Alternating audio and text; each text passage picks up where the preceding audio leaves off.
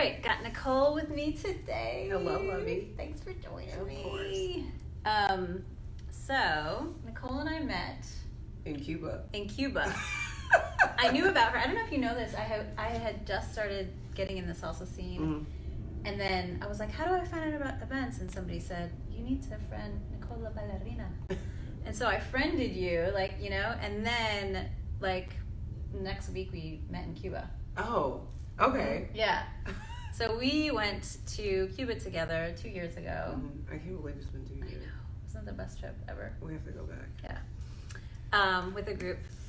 And Nicole has been on this journey also of spiritual stuff. Yes. With me. Absolutely. And on her own. And so I wanted you to share, some of how you came into it and what opened that door for you. And I know a lot of it is your past as well, and your family and your history and all that. But it feels like a lot of times many of us have that past, and then there's an opening, something happens and the door opens and get in here, go. Oh, hi. Okay.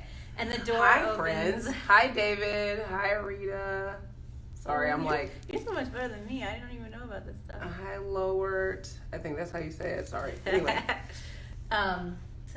So what for you, what was happening in your life, or what made it seem like it was time to just start your It was actually Cuba. It was Cuba. Funny enough, and it was this lady here because we were in the room, and I think that was you had just come back from exchanging money, and you realized some had been lost.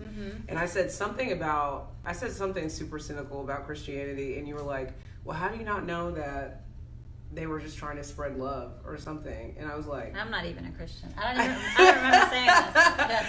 And I was like, "Oh, I don't know." That was the door opening, and I was like, "So what is this meditation thing that you do?" I think after we gotten back, but that was a place, and I think at that time I was definitely a little bit of an asshole, a bitchy little asshole. Probably for a while before that, I was very cynical. Hi, Catherine. Hey, girl, what's up? Hey, Amber. At that time, I was. You're so good at this live thing. Multitasking. I was cynical. I was angry all the time at people for no reason. Just if somebody upset me, I would just totally go off and hold grudges. And I don't know. I was an asshole. That's what. Well, you didn't feel good inside, obviously. No, you felt that sort of. I felt too volatile. And so after that, I started I think it was, did I do the 9-month thing or did the January? You did the meditation for beginners course first. The shorter one. Yeah. 90 day. 90 day. Yeah. So I took a lot of notes. I did a lot of high levelly. Took a lot of notes. I did a lot of introspection, and I think something that I would like to say, especially for people who are new to meditating or that are going to come up, start meditating or have thought about it or don't really know what it is, it's you have to be ready. I think is the key. You can start, and even now sometimes I'm I don't know 100% if I'm ready. I meditate. I think a lot about it. I follow a lot of meditative things on Instagram. I follow Bethany all the time. I talk about it all the time, but sometimes I don't sit down at my little Sherpa rug and meditate. You turned your whole office into a meditation zone. I did. There's stones everywhere. There's stones, there's liquid light underneath my pillow, under my bed, so that it can influence my dreams. I read all of these things and I try them, but really it just takes sitting down to do it. But I will say the start of it, because I think what can deter people from actually sitting down and meditating after they start sometimes is having that information and feeling so transformed already by just a little bit of information that they don't have to do that much of the work. You're oh, I'm so enlightened. I feel so great. I'm one with the universe and the womb of the universe and all of these things, and then you're oh, wait, there's so much more to be done. Because the more I think about it, the more I'm I so don't you feel know. So it's kind of when you get information and then you feel good, then you're oh, I don't need to do this anymore. Is it that kind of thing? Yeah. Which is funny. It's funny though. Yeah. I have this thing about meditation. I feel when we, like, all of the tools that we gain from meditation are so that we can live in the world and through challenges and through all that, like, sort of in a meditative state, not reacting. So I also feel, which is kind of in line with what you're saying, is that sometimes it's fine to take breaks. Sometimes it's fine to be like, I just feel so good and I'm just going to be, because being present is meditating. Like, you know, taking deep breaths in, noticing the birds, noticing the clouds, you know, being in love. Like, I remember this one time I posted, I had this really, really great dance. It was when I was starting to learn salsa. And I had this dance where I wasn't thinking anymore about the steps, and I just felt it and felt the music and felt the flow, and I was like, this is meditation. Yes. And like, people made fun of me for posting that. Why? But yeah, they were like, okay, that's meditation. But the fact, like, when you're in the flow state, that's a meditative state as well. So, but there is something about having, when we go through challenging times, we need the reservoir to get through the challenges, and having a regular meditation practice and tapping in every day and connecting to the light, it feels like that gives you the reservoir for when you're having the difficult times. You can draw from that. Absolutely. Like, it'll get you over the hump to have that. Because I think before I was operating with no reservoir. I had nothing. I was tapped out at the bottom, so I had nothing left to give but negative vibrations and negative energy, and I had no tools on how to create a reservoir for myself to offer myself peace whenever I was going through something, or to have grace for myself or other people, or depending on what they were going through or what I was going through. Dance is a meditation. You are absolutely right, Danielle. It is. It totally is. I do liken, like, dancing to, like, people are like, oh, what is dance like for you, or why do you dance? And because, you know, like, some people when they dance, they're like, they want it to be seen, and they want it. And I was like, it just feels like, it feels spiritual to me to not have to think about anything, to be completely present. And so I love that through the experience that I had with you and the tools that I've learned through with you, and like going on to learn more things, that I can now bring that type of peace into my everyday life, because before it only existed on the dance floor. So now it exists outside the dance floor, and to strengthen that is. And I remember when we did some coaching and you were talking about the tools that you needed to give some people lessons when you were taking on their energy. You remember that? And in one of these lives, Facebook lives, we talked about that before, how hi, Allie. Allie's there. How like, having that bubble up, imagining the bubble around you, and not taking on other people's energy. We talked about that in one of the earlier ones, but have you been able to apply that, and have you noticed the difference? For me, and that's something else I would love to touch on, is like the imagination portion of the meditation, and just being able to see things, and how for me at the beginning that wasn't, so that it's still not easy. I think practice. It does take practice. And as adults, like, we get strayed away from using our imagination anymore, and then it's like all of a sudden you're like, use your imagination, see this white ball of light, and I'm like, what? But what I find to be helpful now for me is to have physical tokens or physical things that help me help remind me of that. So, like, I have protective stones, or I'll do like the chants in the morning, like something that I'm doing that I don't have to see with my mind's eye, because it's just not, I haven't strengthened it to that point yet. Because I remember, like, trying to think roots growing out of my ass was just like the hardest thing. We are not gonna know what you're talking about. I know. Just imagine. No, just kidding. But yeah, for those that do know, but just imagining different things to create a force field around myself and to create peace for myself was really difficult at first. But now, like, if I have a particularly tough student, I'll make sure I wear, like, my bracelets, and I'll make sure I have a stone in my pocket.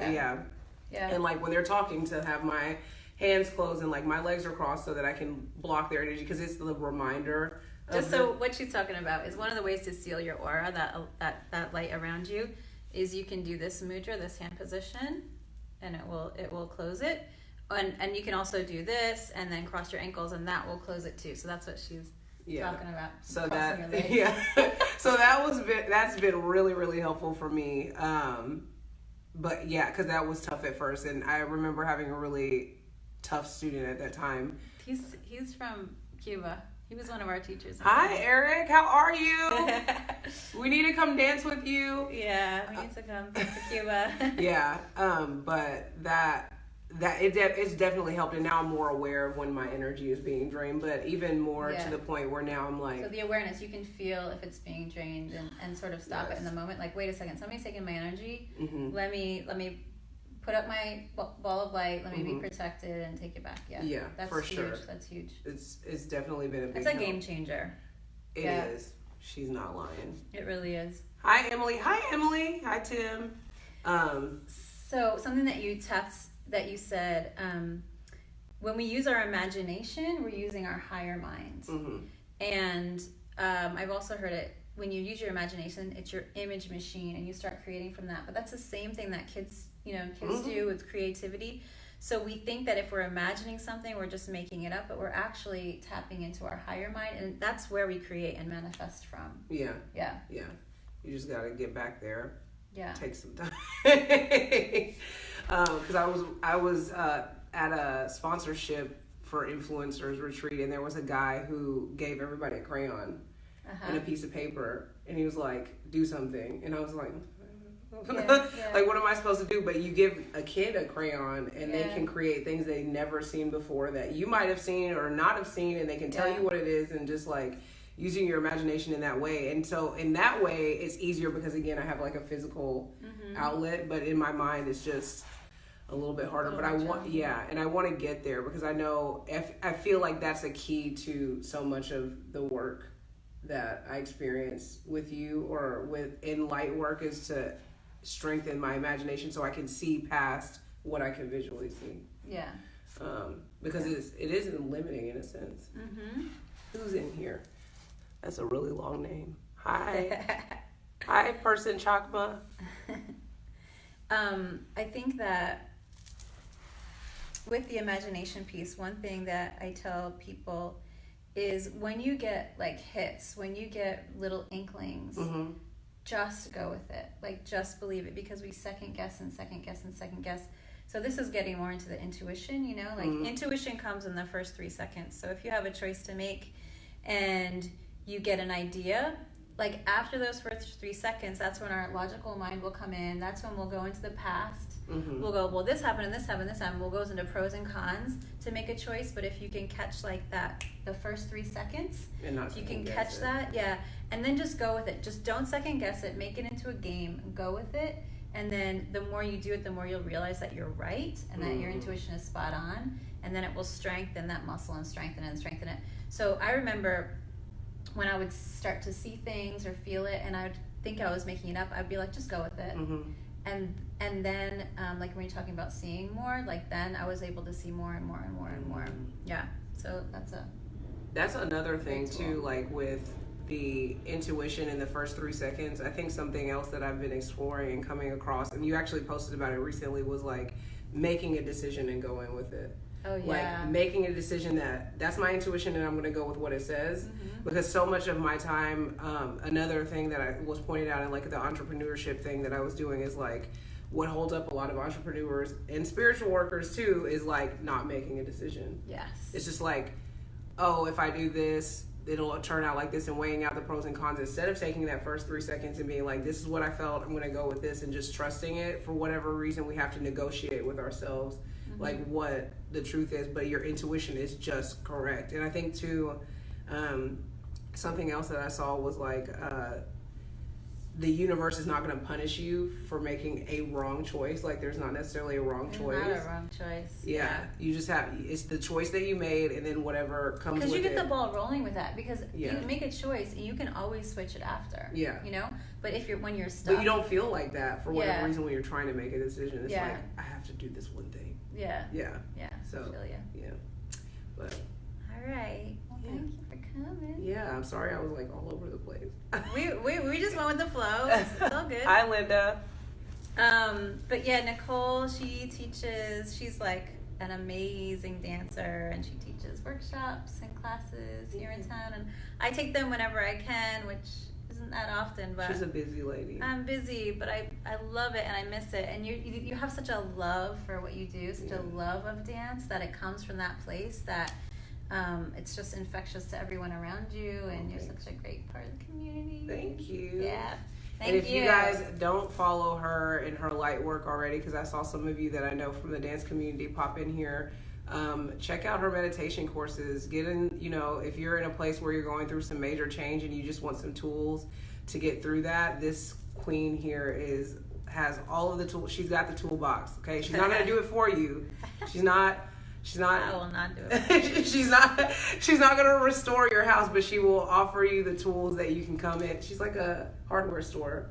She's got the tools, and then you go and do it yourself. But you will have them in your pocket, and it will make such a difference in your life to just be tuned in that way. So make sure you reach out to Bethany. I know you have an upcoming course on September 24th? September 30th. September 30th. Yep, we're going to start a new meditation and self-care course for women. So that's a 90-day course. Yeah. Nicole did that earlier. And it's so and I honor my teachers that have taught me these tools so that I can share them with you guys. But they've changed my life. They changed they're life changing. Yeah. They are. Just try it out. Okay. Go to her website, All BethanyJoy.net. Yes. Yeah. Yes. And it'll be on there. Hey, Danielle. All right, guys. Have a great, beautiful day. Thank you, Nicole. Yes, of course. Thank you.